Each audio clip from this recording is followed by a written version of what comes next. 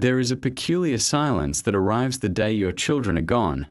like standing alone on a long, empty stretch of Australian coastline at dusk, where the ocean keeps moving, the waves keep folding into the shore, the wind drifts endlessly across the sand, and yet something in you has quietly come to a stop. The sky feels too wide, the horizon too far, as if the world has expanded at the exact moment your sense of place has disappeared,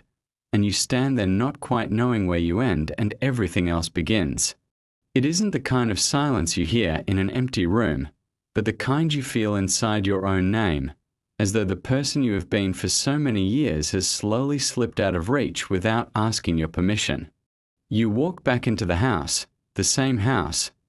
walls, the same familiar light falling through the windows, and yet nothing quite lands the way it used to, because the reason for everything has quietly changed. You pause in the doorway of a room, not because you forgot why you came there, but because the purpose that once brought you there no longer exists in the same way, and in that pause, something deeper begins to surface. For years, perhaps decades, your life moved with a kind of certainty, not something you questioned, but something you inhabited completely, a rhythm shaped by other lives intertwined with yours, where each day carried a clear direction, a quiet knowing of what needed to be done and who you needed to be. You were the one who woke early, the one who waited up, the one who listened, reminded, worried, guided, and without realizing it, this became the shape of you, something so familiar it felt permanent. But now, standing in that same space, with the same life around you, you begin to sense that what felt permanent was never fixed at all, because almost without warning, that rhythm has softened, thinned, and slipped away like a tide pulling back from a shore, leaving you behind in a landscape that looks the same, but no longer feels like yours in quite the same way.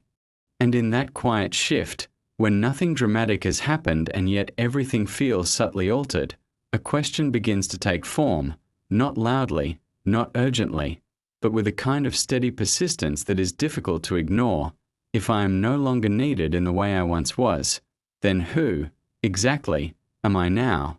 And in that waiting, something subtle begins to shift, not outwardly, not in any way you can immediately point to, but inwardly, like the slow turning of light at the edge of evening, when the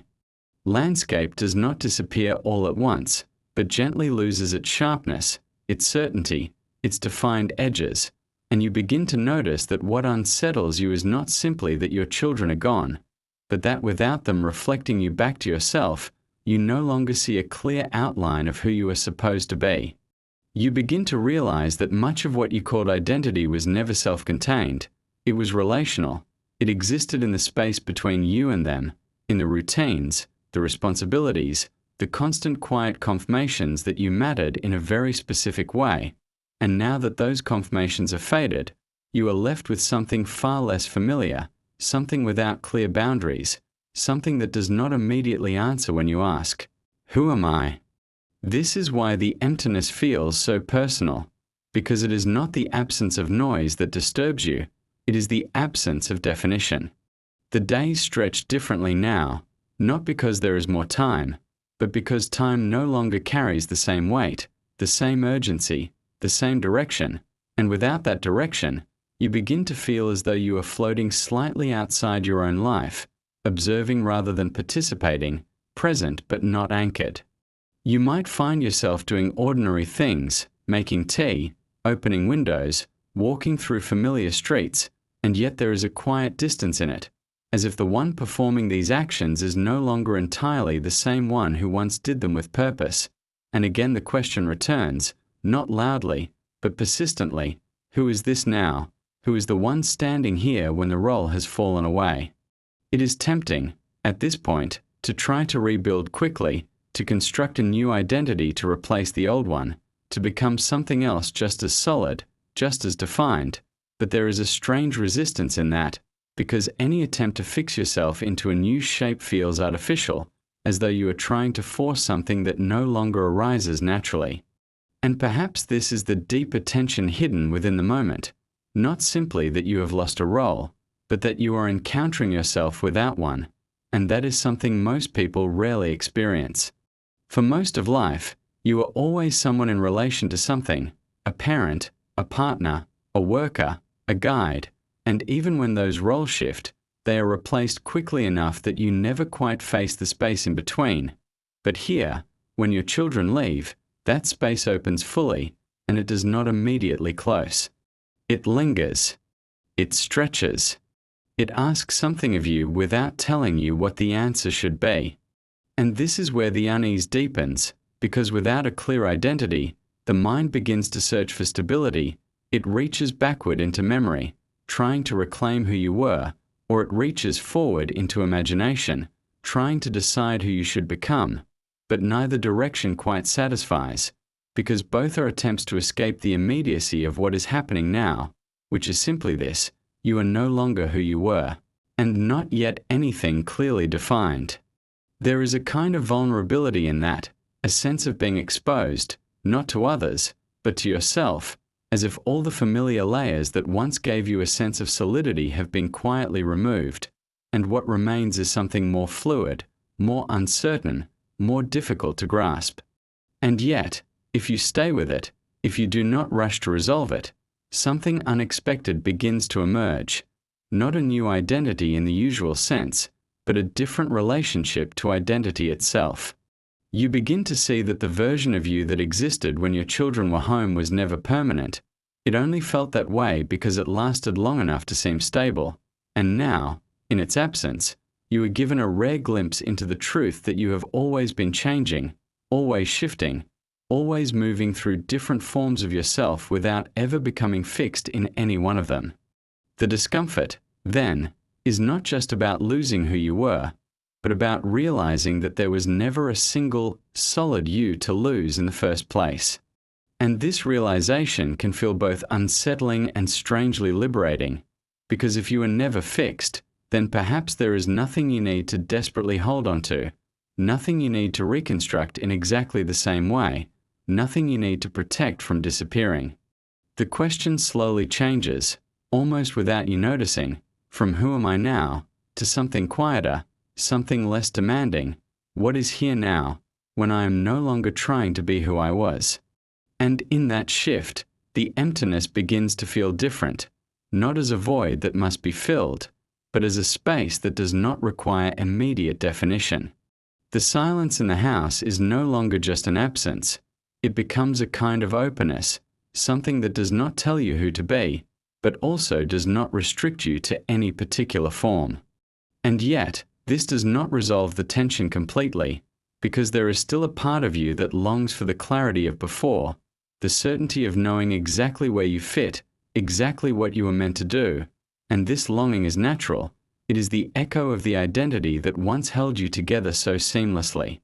But if you listen closely, you may begin to notice that even that former certainty was never as solid as it seemed. It was simply familiar, and familiarity often disguises itself as permanence. Now, without that familiarity, you are faced with something more honest, something that does not offer immediate comfort, but perhaps offers something deeper, the possibility of existing without needing to define yourself so tightly.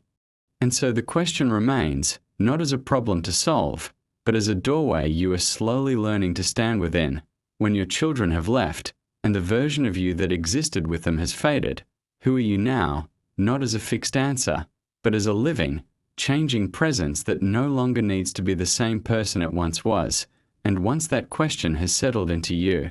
not as something to answer quickly, but as something that lingers quietly beneath everything you do, you begin to notice how deeply your sense of self was tied to being needed, how much of your identity was shaped not by who you believed yourself to be, but by the constant reflection of others depending on you, looking to you, calling you into action. And now, without that steady pull, there is a strange lightness that does not feel like freedom, but like the absence of gravity, as if you are no longer held in place by the same invisible forces that once gave your life its structure. The days unfold differently now, not because they are empty, but because they are no longer organized around someone else's needs. And in that shift, time begins to feel unfamiliar. It stretches, it softens, it no longer pushes you forward in the same way, and you may find yourself moving through it more slowly, almost cautiously, as if unsure how to inhabit it without the rhythm that once guided you so effortlessly. You might sit longer than usual, noticing small things you once overlooked, the way light moves across the floor, the sound of distant traffic, the quiet hum of a house that no longer carries the same urgency. And yet beneath this stillness there is a subtle tension, because part of you is waiting for something to call you back into the person you used to be, and nothing does. This is where the mind begins to reach. It looks for ways to restore the familiar, to recreate a sense of purpose that feels as solid as before, and yet every attempt carries a certain weightlessness, as though you are acting out a role that no longer fully belongs to you. You may tell yourself that nothing has really changed, that you are still the same person, still the same parent, still the same individual you have always been, but if you listen closely, there is a quiet recognition that this is not entirely true, because the version of you that existed in that constant exchange of care and responsibility cannot return in the same way, and something in you knows it. This is not a dramatic loss, not something that announces itself loudly, but a gradual thinning, a soft erosion of a once solid sense of identity, and it reveals something you may have never fully noticed before, that what you call yourself was never a fixed entity, but a process, something that took shape through interaction, through repetition, through the roles you inhabited so completely that they began to feel like who you were. And now, without that repetition, without that ongoing confirmation, the shape begins to loosen, to blur at the edges, and you are left with something more difficult to define, something that cannot be easily named or held onto in the same way.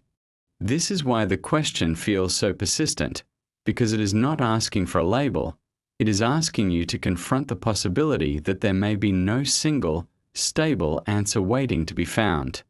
You begin to see that the discomfort you feel is not simply about your children leaving, but about the space that their absence reveals, a space where identity is no longer reinforced moment by moment, and without that reinforcement, the idea of being a clearly defined someone begins to soften. There is a quiet fear in this, a sense that without a solid identity you might become invisible in some way, not to others, but to yourself, as though you might drift into a kind of indistinct presence that no longer feels familiar. And yet, if you remain with this feeling, if you resist the urge to quickly define yourself again, something unexpected begins to emerge, not as a new identity, but as a different way of being entirely. You begin to notice that the need to be someone in a fixed way starts to lose its urgency, that the pressure to hold on to a consistent image of yourself begins to relax, and in its place there is a subtle openness, a sense that you do not have to immediately become anything in particular to justify your existence. This does not arrive as a sudden realization, but as a gradual softening, like the way the coastline shifts over time, shaped by forces that are never abrupt, but always continuous, always moving, always changing. You may find that the question itself begins to change, that instead of asking who you are in the sense of a fixed identity, you begin to notice what is present in each moment without needing to define it so tightly, and in that noticing, there is a different kind of stability, one that does not depend on roles or expectations, but simply on being here, as you are, without needing to hold yourself together in the same rigid way. And yet, even as this shift begins, there will still be moments where the old longing returns, where you miss the clarity of being needed, the certainty of knowing exactly who you were in relation to others, and this longing is not something to be pushed away, it is part of the echo of a life that was once deeply intertwined with yours. But if you listen carefully, you may begin to hear something else beneath that longing, something quieter, something that does not demand that you return to who you were, but invites you to see that you were never only that person to begin with. The identity you held was real, but it was never complete. It was one expression among many, one form that has now shifted into something less defined, less contained, and perhaps more open than you expected. And so the question remains, but it no longer presses in the same way. It no longer demands a clear answer. Instead, it becomes something you can live with, something that moves with you as you begin to inhabit this new space where you are not being pulled into a role, but are simply present without needing to become someone specific. And in that presence, the silence that once felt unsettling begins to take on a different quality. It is no longer just the absence of what was, but the beginning of something that does not yet have a name, something that does not need to be defined in order to be real, and you begin to sense, perhaps for the first time, that you are not becoming less, you are becoming less fixed, less confined, less bound to a single version of yourself that you must continue to maintain.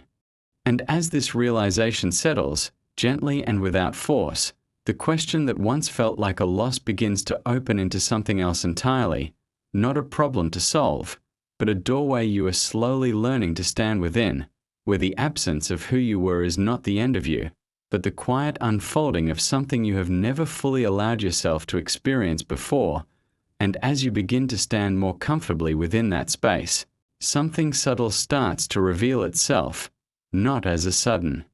clarity, but as a quiet shift in how you experience your own existence, because without the constant demand to be a particular kind of person, you begin to notice how much effort it once took to maintain that sense of self, how much of your energy was devoted to holding together a consistent identity that others could recognize and rely on. It was never forced, it felt natural at the time, but now, in its absence, you can sense the difference, like setting down a weight you didn't realize you had been carrying for years. And yet, this lightness is not immediately comforting, because it comes without instruction, without direction, without the familiar signals that tell you who you are supposed to be in each moment. And so there is a period where you feel suspended between what you were and what you cannot yet define. You may find yourself revisiting the past more often, not out of simple nostalgia, but as a way of confirming that you once had a place, that you once existed in a way that felt clear and undeniable, and those memories can be vivid, almost tangible, filled with voices, movement, purpose, and a sense of belonging that feels distant now, as though it belongs to another version of reality.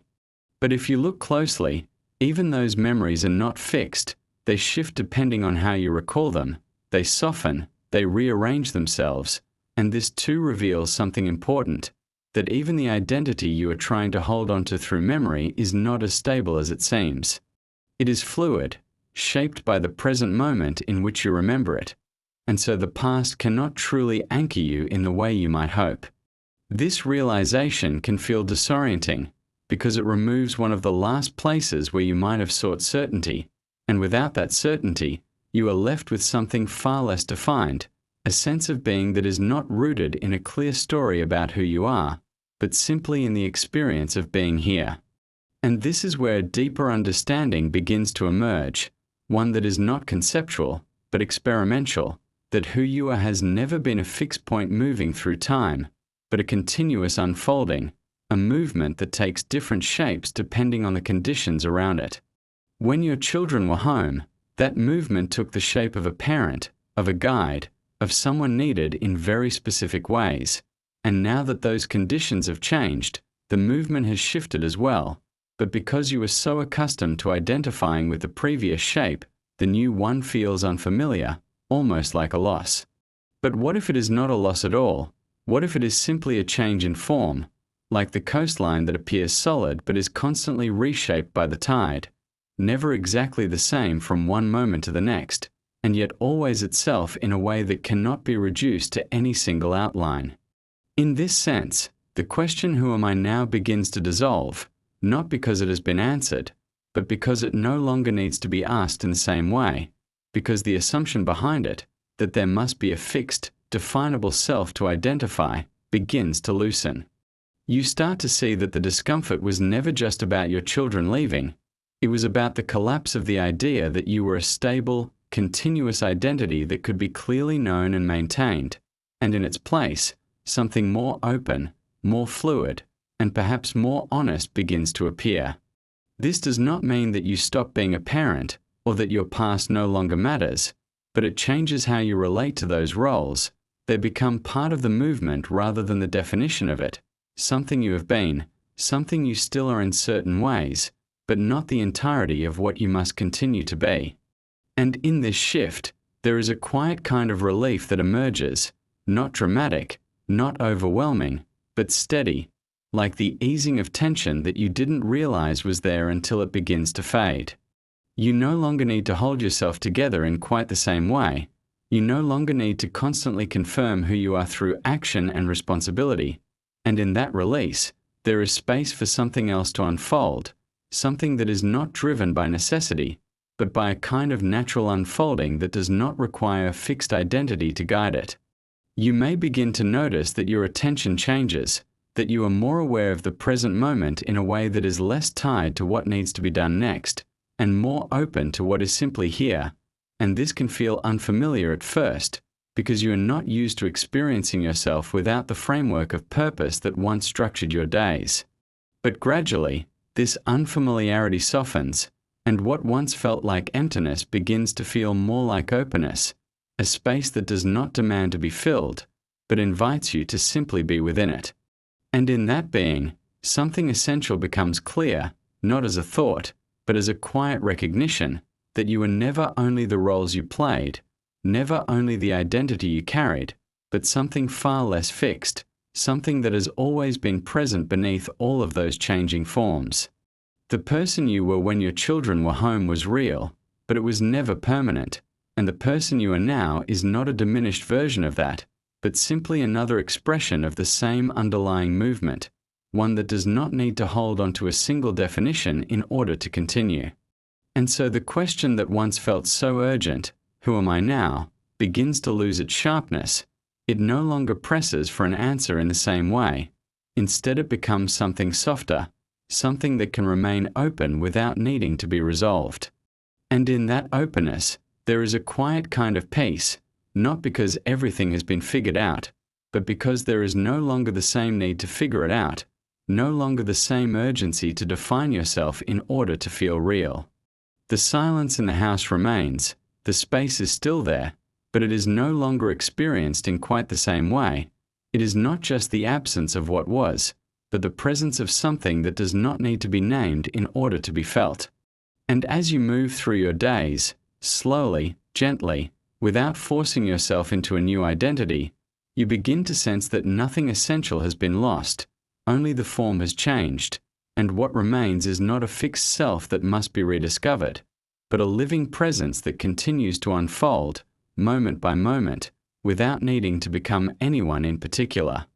And in that realization, something settles, not as a conclusion, but as a quiet understanding that does not need to be spoken, that when your children leave home, and the version of you that existed with them fades, what remains is not emptiness, but a space where you are no longer required to be the same person you once were, and perhaps, in a way that is difficult to explain but easy to feel, that is not something to fear, but something you are slowly learning to allow, and if you continue to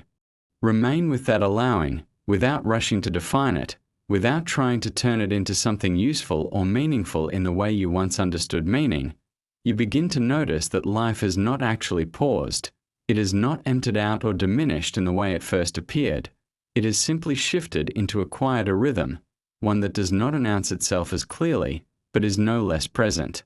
The morning still arrives, the light still moves across the walls, the wind still passes through the trees, and somewhere within all of that, you are still here, not as the person you once recognized so easily, but as something more difficult to grasp, and perhaps more real for that very reason. There is a moment, subtle and easy to miss, where the need to return to who you were begins to loosen its grip, not because you have decided to let go, but because holding on no longer feels possible in the same way, and in that loosening, there is a quiet shift from resistance to acceptance, not an acceptance of loss, but an acceptance of change that was always unfolding, whether you noticed it or not.